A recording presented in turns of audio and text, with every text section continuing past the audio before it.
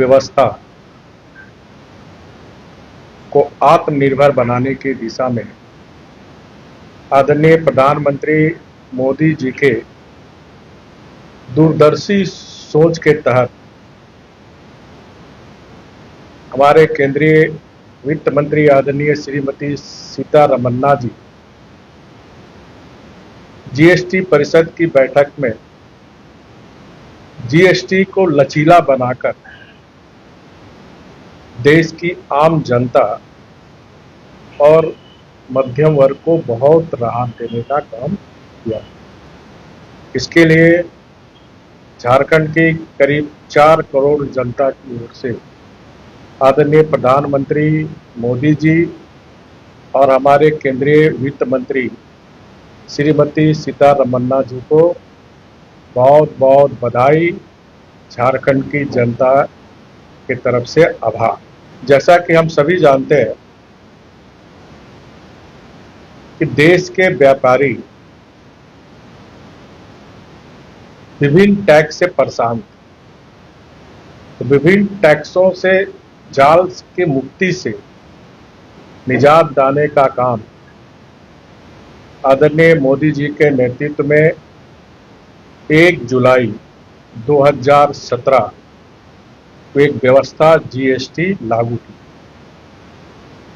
और उस जीएसटी के लागू होने के कारण 2017-18 में जहां राजस्व सीधी कलेक्शन जो होता था वो 82,000 करोड़ था। जीएसटी लागू होने से और इस वर्ष वित्तीय वर्ष में औसत जीएसटी 2,04,500 करोड़ रुपया। जहां जहां उत्पादन होते हैं तो पूरे देश दुनिया में माल बिक्री हो जाता है, क्योंकि ग्लोबल मार्केट होता है। ये जो टैक्स में राहत दी गई, मैंने शुरू में ही कहा, इससे क्योंकि हमारा राज्य पिछड़ा राज्य है, गरीब राज्य, तो लोगों का परचेजिंग पावर, टैक्स रिबेट होने से लोगों का परचेजिंग पावर बढ़ेगा। तो जब परचेजिंग पावर बढ़ेगा तो नेचुरल है कि राजस्व में भी वृद्धि। लेकिन जीएसटी तो हमको कहीं भी उत्पादित जो स्टेट है, चाहे बॉम्बे हो चाहे झारखंड में हम कोई स्टील का रिस्क ले, कोयला के ले, तो हमको कोयला का रॉयल्टी तो मिलता है। कोयला के रॉयल्टी के साथ साथ माननीय प्रधानमंत्री जी ने देश की आजादी के बाद पहली बार डिस्ट्रिक्ट माइनिंग फंड, जिसमें 30% रॉयल्टी का उस जिले में जहां खनन होता उसके विकास के लिए पैसे आए। तो कहीं कहीं से न कहीं कंपनसेट तो कर ही रहे हैं। 2017 में जब जीएसटी लागू हुई, क्योंकि नया कानून था, उस समय मैं वित्त मंत्री भी था और मुख्यमंत्री भी था, तो उस समय अनेक राज्यों से प्रश्न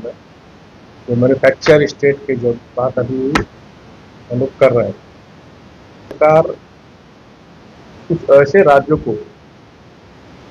जो डेफिसिट हो रहा था उसका अमाउंट भी भारत सरकार को, इस बार की जीएसटी की बैठक में